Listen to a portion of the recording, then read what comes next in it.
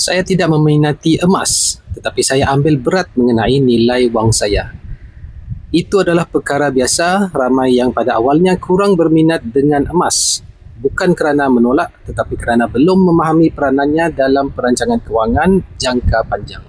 Salah satu sebab utama ialah emas tidak memaparkan angka secara langsung seperti simpanan di bank. Wang kertas jelas nilainya pada skrin, boleh dilihat, boleh dipantau dan dirasai perubahannya setiap hari. Realitinya, emas juga merupakan satu bentuk wang. Bezanya nilainya diukur dalam gram bukan angka baki akaun. Jika dilihat dari perspektif sejarah, harga emas menunjukkan peningkatan yang konsisten.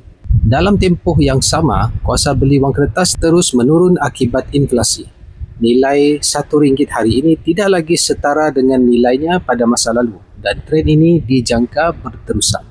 Persoalannya, aset manakah yang lebih wajar disimpan untuk masa hadapan? Jawapannya bukan memilih salah satu, tetapi mengimbangi kedua-duanya.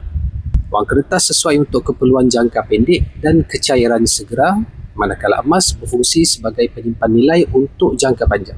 Kesimpulannya, pendekatan kewangan yang lebih bijak adalah dengan memanfaatkan kelebihan kedua-dua instrumen ini secara strategik. Semoga perkongsian saya ini bermanfaat. Boleh komen, follow, like dan share untuk manfaat bersama.